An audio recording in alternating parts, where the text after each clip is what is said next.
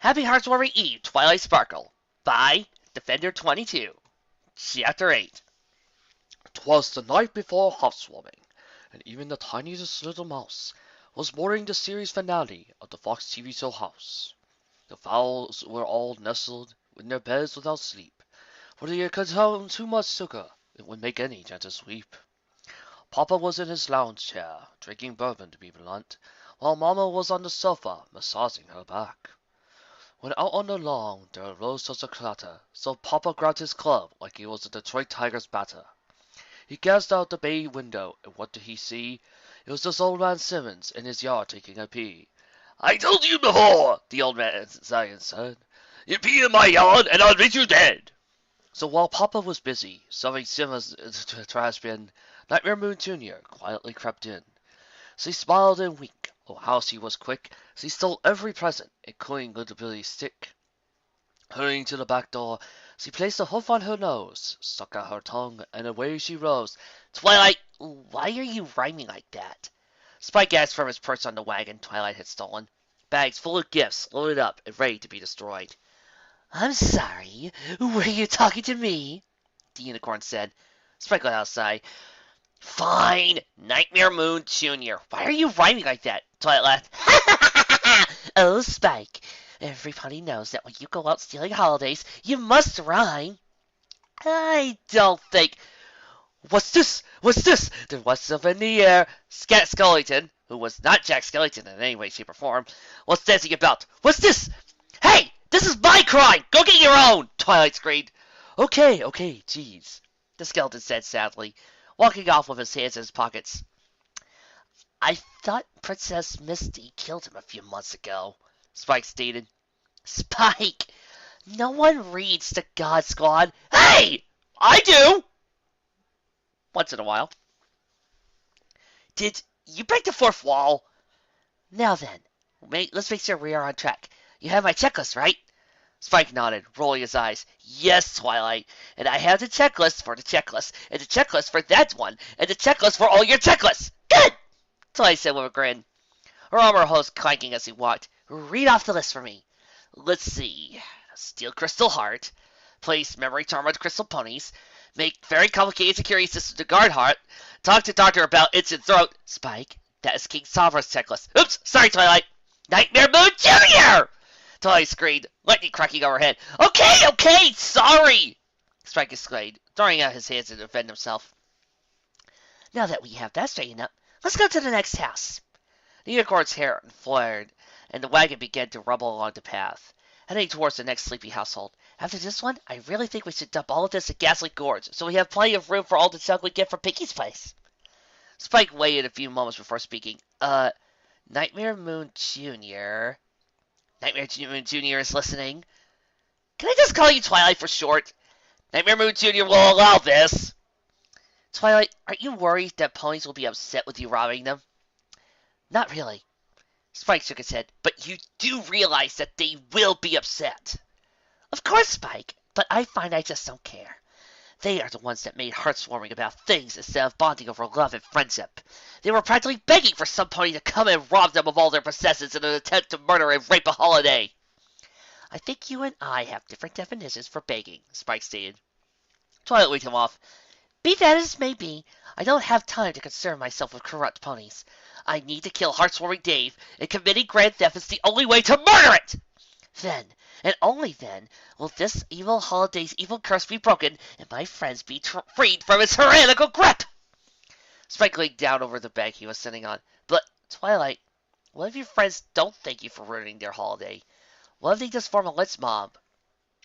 "First off, they ruined my holiday first, so they can suck my horn. Second, if they try to form a lynch mob, I will go with Plan B." "And Plan B will be?" Twilight giggled.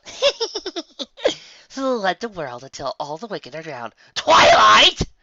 Unicorn shrugged. "Don't worry. I already have an arc ready, and I even collected 2 of every animal.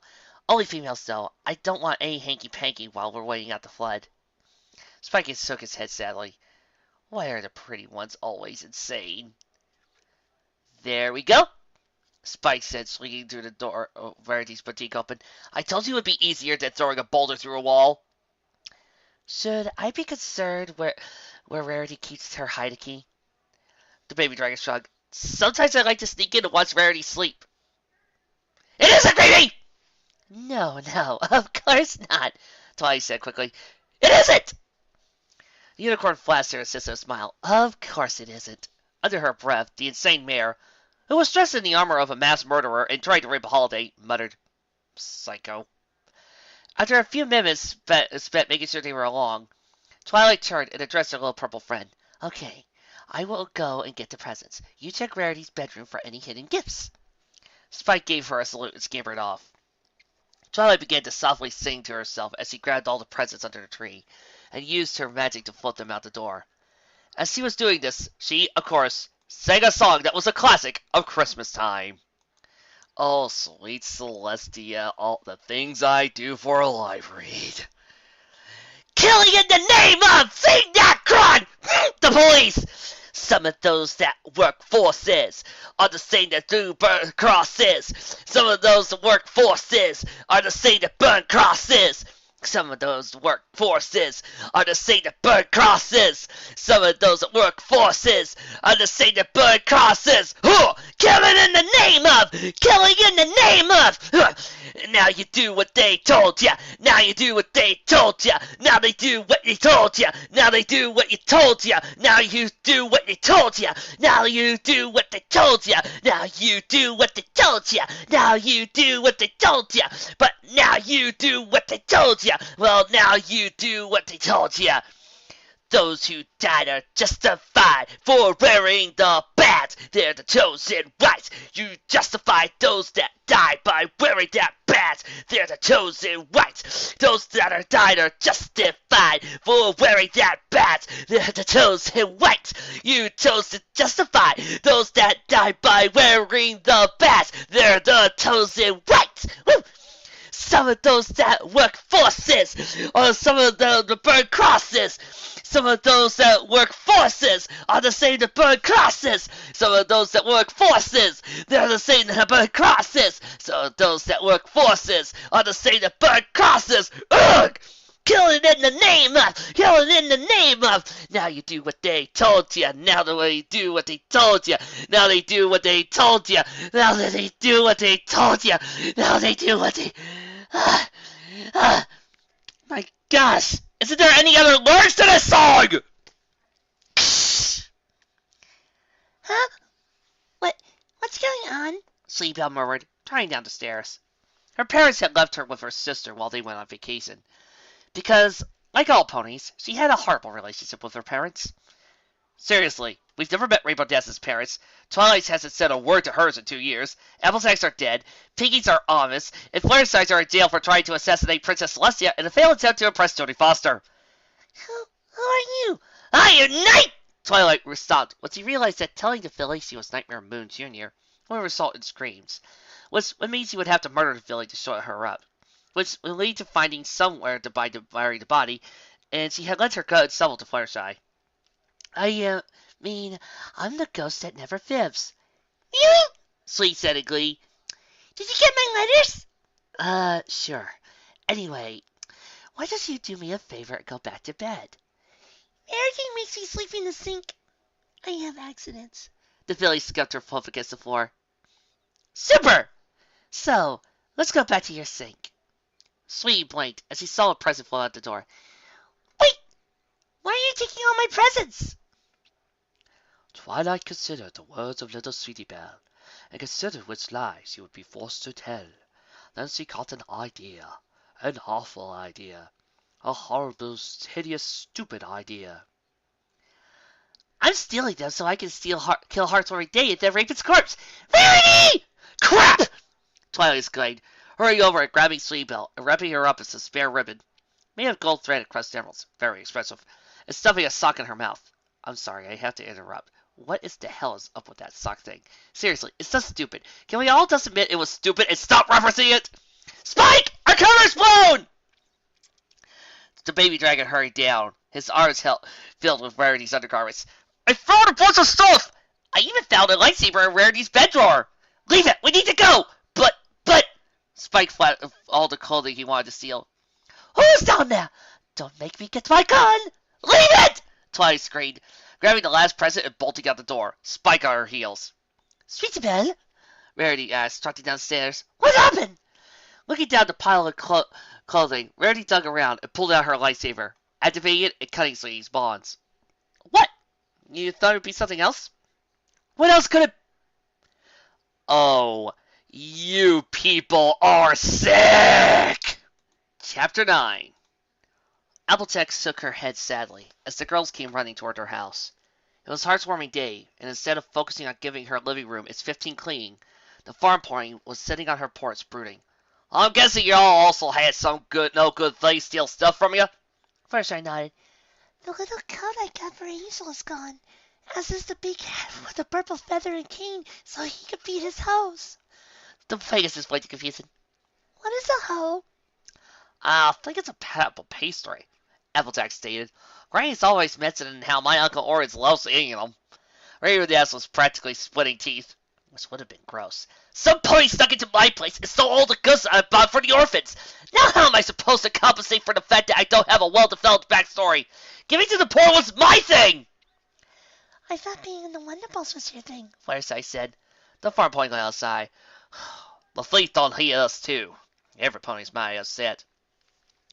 But I want Marcus now! I heard Hit's voice squeal from inside the house. Apple Bloom seems to be taking it hard, Rarity stated. Why wasn't mine? Apple Bloom mumbled, trotting up to the group, a pencil stuck behind her ear, and a clipboard tacked to her teeth. Applejack, I've got an estimate for how much it'll cost me to put in the security system. Applejack looked over at the notes. I don't think we need gun turrets. You're a hero, Apple Bloom stated, trotting off to measure the iron bars. Fireside frowned when she heard the whimper once more. If that is an Apple Bloom, then who is... Yay! Hope! The voice squealed again, before breaking down into sobs. Blinking Mike can tell us really likes heartwarming play, Applejack stated. Or is he suffering from brain damage from all the chemical fumes he inhaled while we were cleaning? Who knows? Jeez, he is crying like a mare. Were his balls stolen too? Lie! Where? Rarity and Fireside screamed. No!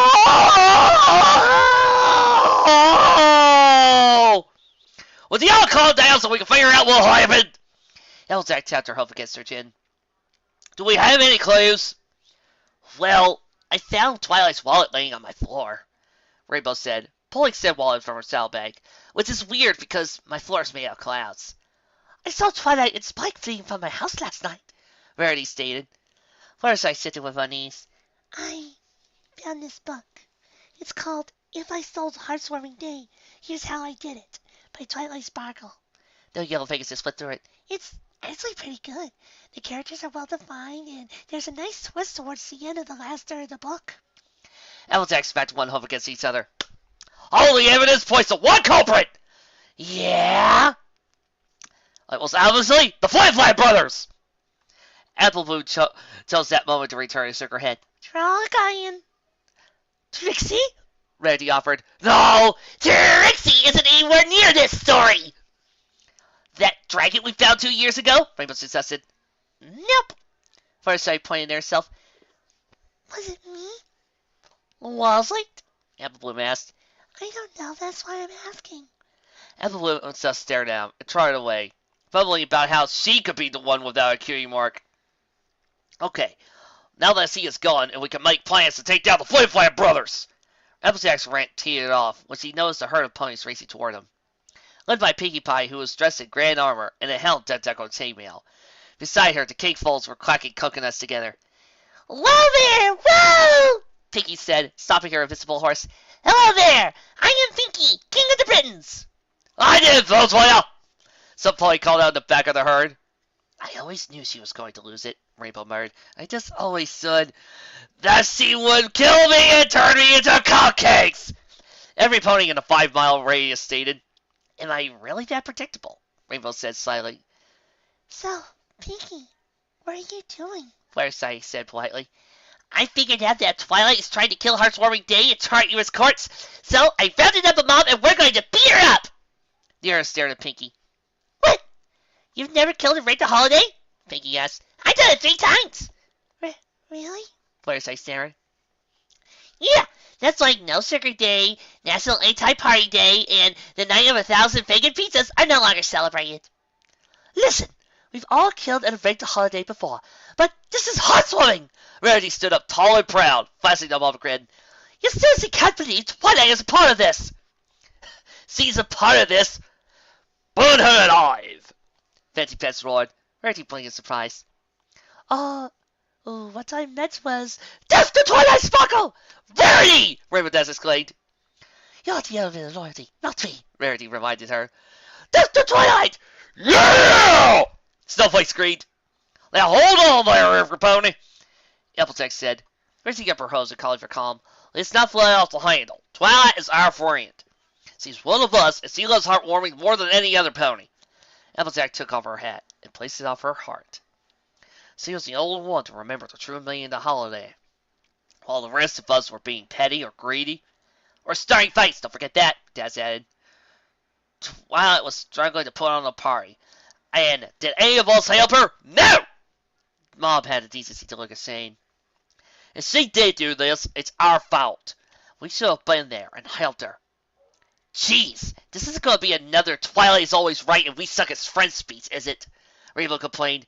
I heard enough of these after the wedding. You ain't the only one, sister! So what if it is? It's true. We have to help Twilight remember what Heartwarming Day is all about. It isn't about presents or awards. It's about love. Applejack wrapped her foreleg around Fluttershy. Fahu forze dahu doze heartwarming come this way. Fahu Doris, Dahu Doris, welcome Christmas, come this way. The others slowly joining her, Pinky pulling on a record player to add music to the song. Fahu Doris, Dahu Doris, welcome Christmas, boom! Come this way. With a loud pop, Twilight appeared. Girls, she said softly. Before grabbing the record player, I knew I forgot to steal something. Thanks! Applejack's face went sour as Twilight walked away. There's the Twilight Sparkle! Death! Death! Death! Trixie, what are you doing? Let everybody was doing it. Trixie just decided to join the fun. Go back to your corner! Twilight, an angry mob is coming this way! Spike exclaimed from the mountain of presents Twilight was trying to incinerate. Not now, Spike! Twilight shouted, muttering as he clanked a rock against the flint, cursing she couldn't get a spark. I need to burn these gifts so I can begin the raping! Did you remember to bring protection? I found some kitchen sponges. Will those work? I guess, Twilight said, puckering her face in displeasure. She then turned when the mob had come close enough to begin lobbing pitchforks at her inside. Listen, I don't know if you're from the government or the church, but I don't do censuses, and I already have a savior. His name is Kevin, and he hates pina coladas and getting caught in the rain. We are here to get Heartwarming Day back! Dat Rainbow said. And kill you for stealing it! Piggy snapped. A smile suddenly appeared on her face. Then we can have a funeral, which is like a birthday party, except despite what my mom and dad say. Piggy deepened her voice. Diamond Piggy, stop throwing the players in the casket. I'll tell you that girl ain't right. I'll say a rug's a ruggosaurus. So I began to laugh at us a maniac.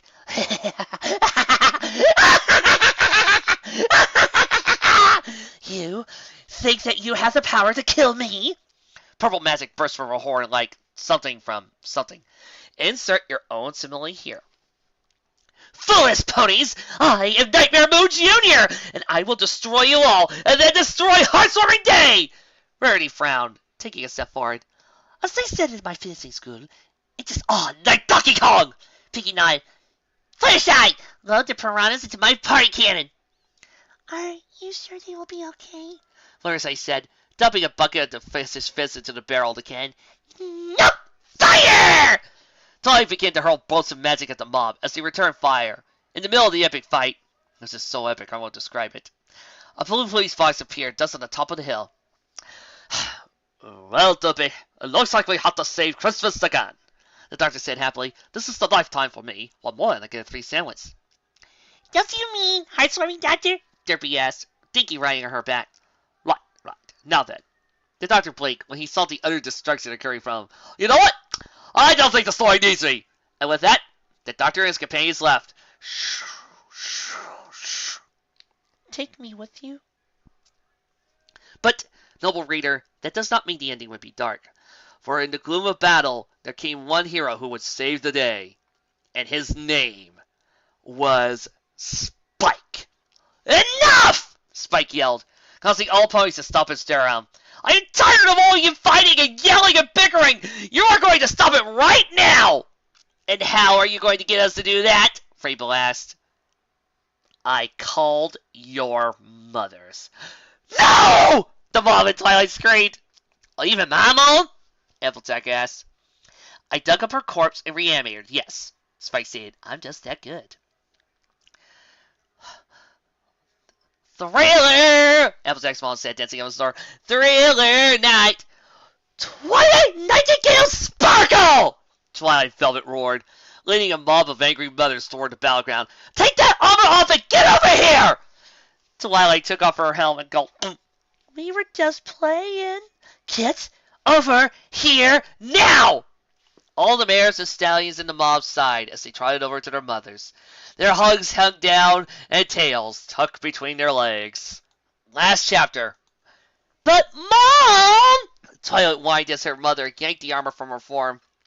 Velvet had transported the two of them back to the library and was now working to de-nightmare the struggling lavender unicorn. I need to destroy Hearthwarming Day! You can do whatever you want, Twilight, but no adopted daughter of mine is going to wear gaudy armor like this! But without the armor, how will ponies know? Wait, what? What did you just say? No daughter of mine is going to wear her real mother's gaudy armor. Ah. Twilight blinked. But before she could consider what her mother had said, Twilight Velvet was already pulling off her helmet and scrubbing Twilight's face with a washcloth. Mom! Stop it! Twilight squirmed like a foal as her mother wiped away the black eyeliner Twilight had to put on to make her eyes more dynamic. And the lipstick because, well, Twilight likes lipstick. Look at how dirty you got, skulking around like a common criminal. We are unicorns, Twilight. We hire ponies to commit crimes for us. Velvet clicked her tongue in notice. If your grandfather could see you, he'd be rolling in his grave. Grandpa's dead? Twilight whimpered. No, he just bought a new grave plot and liked hanging around it. Kind of creepy. The lavender unicorn huffed as her mother continued to scrub her face clean. Mom, I don't need a bath. I need to destroy Hearthwarming Day. And why is that? Velvet asked politely. What did Hearthwarming ever do to you? It did nothing to me, but it did corrupt my friends and turned them into evil monsters. Twilight sounded a hoof at her mother. And yes, I realize the irony of saying that while wearing Nightmare Moon's armor, but that the point remains. Hearthwarming Day is horrible. Velvet sighed. Twilight. Hearthwarming is only terrible if you let it be terrible. The lavender unicorn shook her head finally. You don't get it, Mom. Hearthwarming is so special and wonderful, and every pony decided this year just to ruin it with their greedy and pettiness and bickering. Twilight, that's what Hearthwarming is always like. Huh? It's a holiday about family. And families are made of ponies, not dolls. They have flaws, they make mistakes, and they bring in baggage. You can't expect those ingredients to not get the occasional fight or mess or sounding match. Even when every pony is behaving, there's some pony not having a good time, or thinking bigger things, or just being a pill. But... Velvet placed a hoof on her daughter's shoulder. Twilight, nothing is ever perfect in life. Things go south, or end up in a crapper, but it's up to you to decide if this is where the journey ends or begins. Only you can decide if you want to let the negative drag you down, or if you're going to laugh in his face and just soldier on. You make it sound so easy, Twilight complained, crossing her forelegs over her chest and letting out a snort of annoyance. Oh, trust me, it isn't. Velvet laughed as he sat down next to her pouting daughter. Did I ever tell you what happened during your first Hearthwarming? Many years ago. Mom, can I talk to you? Twilight Velvet called out. Of course, my dear. Twinkle looked around before handing Twilight a dictionary that was laying around. There you go. Have fun with that. The foal giggled and began to tear out the pages. Mother, sit down. What's wrong, dearie? Twinkle said with a smile, sitting down on the couch. Velvet, my dear, this couch is too lumpy. You could afford a better one if you hadn't married Derwin over there. My name is Nightlight, Twinkle! Mother, we're not going to let you be around the falls anymore. Why not? Velvet glared at her. All my life you've been nothing but passive-aggressive and insulting. You've mocked me, my husband, and everything we do. Our jobs, how we raised our son, our house. Velvet glared at her mother.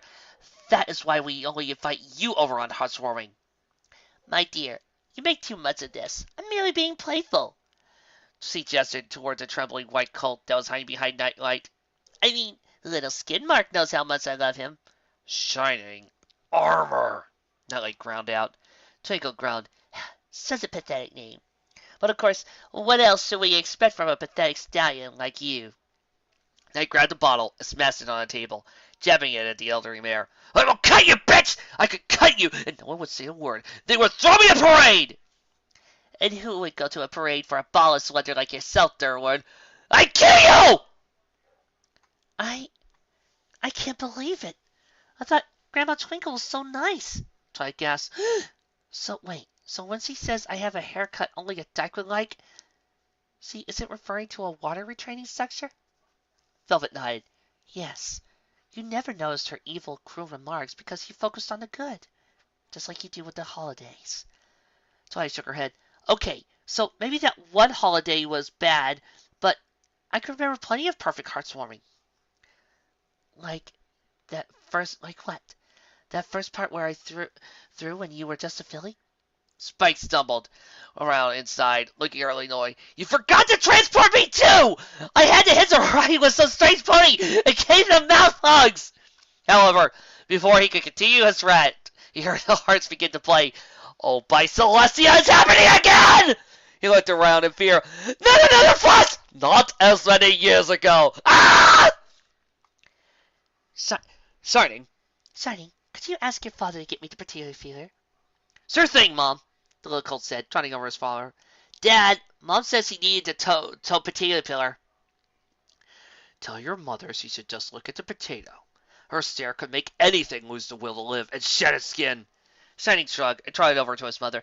Mom, Dad said, tell your father I wouldn't have to look like that if he knew how to touch me. Shining blinked. Mom said, tell your mother I touch her plenty fine, and that there are plenty of mares that agree with that statement. Ask your father what he means by that, Velvet Star. Tell your mother I've been mounting her sister for the last 6 months, and it has been amazing. Velvet laughed. Ha! Tell your father he wasn't mounting my sister. That was just me in a wig. Meanwhile, Twilight continued to flick her book. Well, look who has her nose stuck in a book again. Twilight Twinkle snarled sarcastically. What are you reading? Algebra, Twilight said with a laugh. See, the author thinks that equestrian is right, but he forgot to carry the 3. Twinkle looked down, realized that Twilight was reading one of the algebra books she had written. You are a smart one. Bitch. I think my brain is clawing its way out of my skull! Spike screamed, his forehead throbbing. Please, no more flashbacks! And don't forget your brother's party last year, Velvet stated. No, my genitals are retracting into my body! Spike screamed as the hearts began to play. No! Why do I have the sudden urge to go shopping? Ah!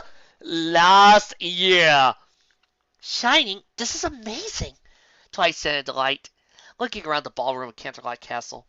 As captain of the Royal Guard, Shining had been able to pull a few strings and get the ballroom for his family's annual heartswarming party. I mean, wow! Oh, it's nothing, Shining said, rubbing the back of his neck. When Twilight turned her back, Shining leaned into one of his guards. Have there been any sightings of the assassins? No, Captain Alma, but I fear that the rebel army is drawing close. Outside, the sounds of explosives could be heard. I fear we will not last the night. Twilight, Grandma Twinkle said, drying up and pinching her cheeks. You are just getting so big. Twinkle muttered under her breath. Big fatty. You always say that, Twilight said with a laugh. There's nothing that can be done. We are doomed. Shining over his head to beat. Private, begin passing out the cyanide-laced cookies. The private nodded, grabbing the poison cookies and passing them out. Shining Alma! The guard hissed. News from the Mountain. Princess Celestia has murdered the leader of the rebellion. We are safe. Twilight reached for a cookie, only for Shine to quickly bat it away. He directed her line of vision to the brownie on the table.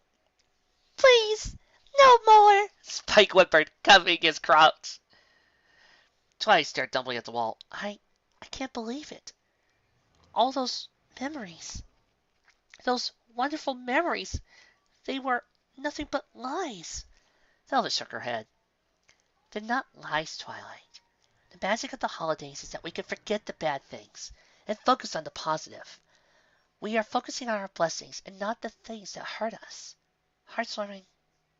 Well, as the lesson says, a day when ponies that should hate each other are able to come together.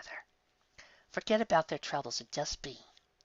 It is the belief that on those cold, hard nights, being together can somehow chase the cold away. But how are you supposed to remain positive when every pony is being so negative? Twilight, no pony can force you to feel anything. Just because your friends chose to behave in ways you don't agree with doesn't mean you should take it personally. I'm sure you behave in ways that upset them. The greatest trick a pony can ensure that they have a happy heartwarming is to embrace the good and ignore the bad. When you don't, and you let the naysayers or the worrywarts or the greedy ponies drag you down, you let them win. But when you keep a smile on your face and a song in your heart, then you win. I never thought of it like that. Twilight smiled. Thanks, Mom. No problem, Twilight. Velvet reached over and hugged her daughter tightly. Now, I think we have a party to get ready for. And so, Twilight Sparkle, with the help of her mother and number one assistant, put together her heartwarming day, and it was okay. The salad was a little dry, and their grandmother kept making comments about how Twilight should go hire a male hooker, since he clearly couldn't get a stallion herself. There was a point where Twilight and her father got into a heated argument about voting rights, and less said about what Spike did after Cadence slipped him a cup of rum, the better. No pony could claim the party was perfect, or that it was even one of Twilight's better ones. But in the end, that didn't matter. For you see, Twilight Sparkle chose to not look at those negative things. She realized that focusing on them would only drive her mad, and it was better to simply smile and move on. Enjoy the holiday. It didn't matter that things weren't perfect. By looking at life through the lens, it helped make that the best heartwarming either. We all have bad memories when it comes to the holidays. We remember when Mom and Dad fought over what to serve breakfast, or that one time crazy uncle went nuts. We never forget how Grandma was a control freak, or how our cousin liked to drink a bit too much. But in the end, those bad things are only as bad as we allow them to be. And so with that in mind, I wish you a happy holidays. Wow, what a nice, touching sentiment. I mean, I really thought this stick was going to end with, "Please," Sam whimpered. Tyler Miller smiled and continued to pour Jerry Siffrin onto the snowman's melted form. I am sorry, but I am in the mood for a slushie. I trusted you, Defender. I trusted you! Oh well, the end. And that, well, I know it got a little bit weird and insane, and, well, it's Defender's work. You know how he gets when it comes to comedy. Referential, parodied, sarcastic quips, puns, and somehow I'm able to make slapstick work in a written form. All that comes to life, plus character exaggeration coming out the wazoo, weird references that nobody would ever settle, songs that, well, practice my vocal cords, and all that popping up into this fic. But all that insanity is not the reason why I read this fic every year now. And I hope you people out there make this part of your Christmas tradition, because I really do. It's the end message at the end. Yeah, there are bad holidays. There's going to be some. No one will ever deny that. I can remember having a few myself. And you probably can too. But the message that he speaks at the end is that those things are only as bad as we let them to be. Sure, we could let all those times hurt us and all the bad memories come in. But somehow, around Christmas time, and we shouldn't really let those memories bother us. We should remember the fun times, the times when we have our family here, the times when we give a gift and our family seems so happy to have one, the times when we talk with them, joke with them, or see a family member we haven't seen in a long time. We shouldn't let our old emotions ruin something that we love. And that's the beauty of the holidays. That's the beauty of allowing this to warm feeling in our heart. What I love about this fic is that, despite the insanity that comes before it, this end message perfectly describes the Christmas feeling better in some ways than some bad Christmas specials would. Also, there's some talk about the magic, the beauty, but they never forget to tell you, yeah, there's the bad memories. But never forget that they don't always have to be bad. You, and you alone, can make them beautiful. And I also love the fact that he basically took one of my more hated tropes, the evil mother-in-law that never seems to go away, and basically did what I've always wanted to happen. Remove her from the picture. Thank you, Defender!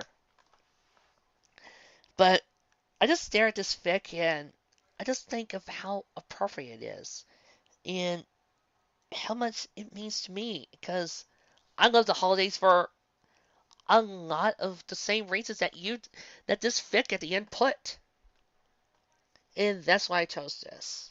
I know it just said I hope you make this a Christmas tradition of your own. And I mean that. I hope you guys either go to the site itself or you plug this little live read in once in a while during Christmas Eve or during your holidays while you're on your way to a shopping trip, and just give it a listen to remind yourself of the fun and the beauty that is Christmas. Well, it's still the holidays and we're still doing a little bit of a Christmas marathon. So here's the next trailer. Only been a few months since I've been a princess. My wings are still getting used to. But I wonder... Hey, what's going down in Ponyville? On Hearthwarming Eve passage? Oh, we had so much fun the last time and I... Wait, who's that writing? Interrupting? Rainbow? Miriam? Jazz? Oh no. Oh no. This can only end in tears. Oh, this is not good. How's this supposed to celebrate a Hearthwarming? Coming next. Hearthwarming Eve. Princess Promenade.